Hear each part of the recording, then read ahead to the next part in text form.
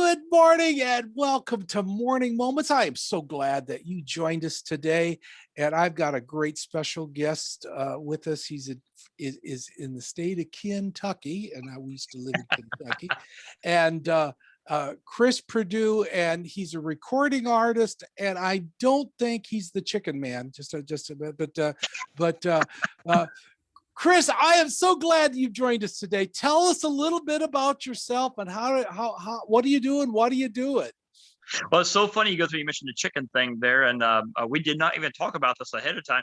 But it's funny because my last name is Perdue, and it's spelled just like the chicken company.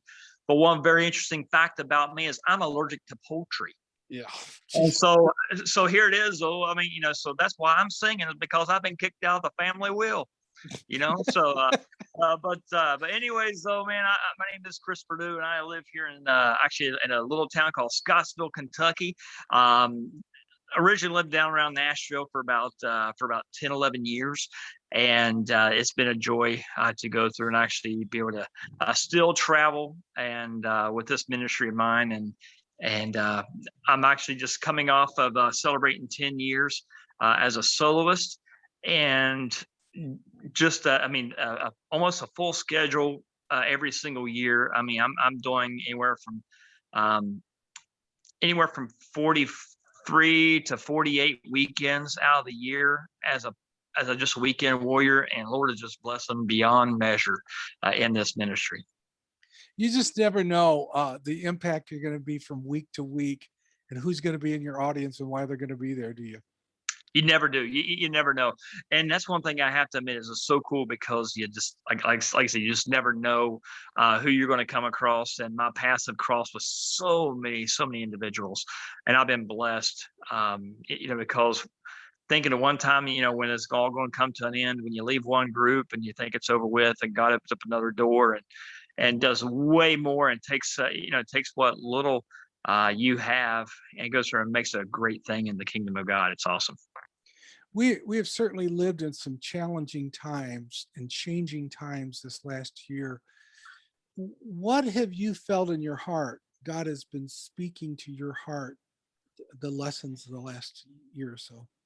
Well, the lesson of the last year, man, it's one of those things. I have to admit, I'm very thankful that actually I didn't have as near as many cancellations as other singers did, because we went through. I have a little bit of a pastor background, so I'm always kind of got that outreach mentality. So I kind of go through, and when pastors are trying to cancel on me, I say, "Hey, well, let's do this," and I start throwing out ideas to them. And the pastor's like, "Hey, yeah, I think that may work. We might be able to get around these all these little regulations that the health community is trying to put on everybody." He's like, I think we could do that. Yeah. And so like I said, the Lord kind of kept my ministry going a little bit last year. I mean, I didn't do quite, just like everybody, we didn't quite do as near many dates as what we normally would, but God was just so faithful during last year, man. It's like I still went through, and every single weekend, Lord just continued to take care of me financially, and it would go through and just met all of my needs. When trouble comes, and when things stop, like it has with the pandemic and things that's going on, God is still the God of trouble, as he is at times that things are going good, and he's faithful. And it's in those times we really have to put our trust in him more, isn't it? It is. It really is. It truly is, because that's that's the crazy thing is actually when it comes to us and our faith. I tell people all the time, I'm like, it's not faith until you act upon it. Your faith is all talk until you actually put it into action. And the faith is actually your spiritual muscle. And you want to be strong in the faith. Just as if I go down to the gym and work out, I'm going to go down and work out my muscles to go through and build my muscles up. And it would be the same exact thing with my Christian life. Is I need to exercise my faith, and we always hear that phrase all the time, but we never understand fully what it is. So yeah, it's definitely something that God wants us to do.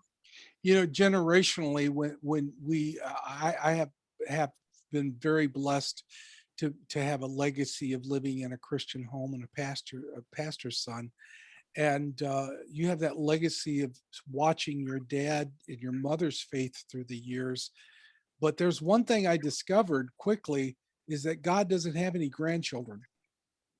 Hmm. And I cannot live on my mom and dad's faith. I have to step out and trust God on my own because I'm not God's grandchild. I'm his child. Hmm. And he will meet my needs according to his riches and glory, just like I watched him meet my parents. And when you're on the road and when you're believing for God's blessings to keep you even singing or ministering, Hmm. it's that I'm your child and he's taking care of me faith, right? Every time, and it's like I just look back and just realize all the things God's done in my life, and just protected me, and just with all that there, it's just amazing. You sang Southern gospel, is that correct? I do. I love singing Southern gospel. It's kind of my niche. I cannot see myself singing anything else really. And I grew up watching four men in my local church, and these four men were just a local quartet, out of our home church, and these men had no idea that they was going to play the impact they did, and it was such a thrill. Even a couple of years ago, I got the opportunity to go back, and actually, they didn't know it, and I remember I told the one who performed the whole night that evening. I said, "Do not tell them that I'm coming." And she said, "Well, I'll try my best." She's like, "You're on the poster, you know." And I said, "Well, I understand that." I said, "But don't make a big deal about me coming and me being kind of from that area." And she said, "Okay." And when I got there, I had the opportunity from the stage go through and actually thank all four of those men who are still singing in that same quartet, thanking them for what they have done and the impact they played in my life. And I told them literally because of them being faithful in my little local church there in Ripley, West Virginia. Now here it is. So I'm out traveling and singing. I told him, I said, literally, I said, my ministry is a fruit of y'all's ministry. And, You you will never know the impact that you have on people's lives. And as you encourage, being an encourager of others, as they've encouraged you, and now, of course, you're going to pass that on to others, your children and your others, the same legacy on, won't you? that's the plan. And because, I mean, with the industry, there's a lot, I mean, and I say this, try to say some nice way, and I'll say this way. There's such a competitive nature out there in the music business itself, not Yeah. just gospel music, not just country or anything like that. It's very hard. It's very competitive, type of thing to some point. But the cool thing is gospel music though has a lot of great heroes of the gospel music faith, singing of that ministry of that community that a lot of them are willing to go through and pour into your life a little bit. Yeah. Whether it be just being a passing at a you know at a quartet convention or at a product table or going through and or maybe across from maybe get the opportunity to sit down and have lunch with them one day. You never know what little wisdom you'll get, and I always take those as a great honor. I never take those for granted.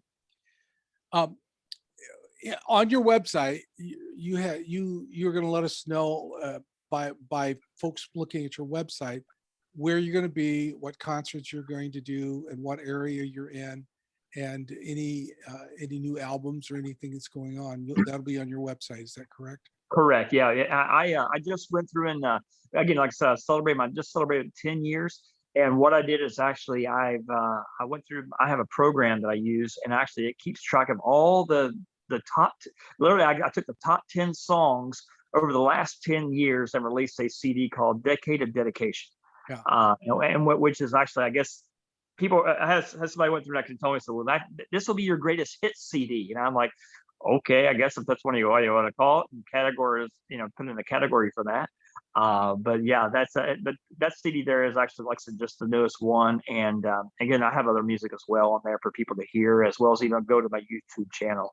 Um, and, you can look me up on Facebook, or look me up on Facebook as Chris Perdue Music Fams, FAMS. Because I treat you guys. I mean, you guys more than just fans. You guys are family to me out there. So I make sure everybody's, so you're my fams. And then on top of that, like I said, you can find me on YouTube, which I thought was so cool. One time, you talk about not knowing the impact you're going to make. I was driving down the road. This is probably about 4 or 5 weeks ago. I was driving to a concert, and this car. I noticed this car was kind of like right up on my bumper, or it was on the trailer's bumper, I guess, behind me. And then all of a sudden, they got beside me. It's like driving the same speed I was in the fast lane, and I looked over at him. I thought, okay, what's these people doing here? I'm like, they're just kind of like riding, like racing me or something. I don't know what they're doing. So I looked over, and the guy in the passenger seat had a YouTube video of me playing on his phone and giving me the thumbs up and everything and stuff. And I was like, wow, that's like I said, you never know. You No, never know when you're never going to know make the an impact for that's exactly somebody. right. Yeah. Trust me, I would never thought that I was going to be driving down the interstate and somebody going to be taking their phone and say, "Oh, look here, look, this is you, man, that's you, oh my gosh," And I was like, I thought that was just the coolest thing ever. Well, what I want folks to do is I want people to follow you on your Facebook, on your website, find out where you're going to be, listen to your music. More important than any of that, I want them to, when they think of your name, Chris Perdue, to be praying for you. And I don't even care if you think about the chicken. If you're thinking about the chicken Perdue, think, oh, maybe God wants me to pray for Chris Perdue right now, There you go. and There you take go. that opportunity to pray for Chris, and so that God will continue to bless you in your ministry. Chris, I want to thank you so much for taking time out of your busy schedule and being with us this morning on Morning Moments. And thank you so And much. listen, brother, man, I appreciate the opportunity. It was an honor and to be asked, and thank you so much. And I love.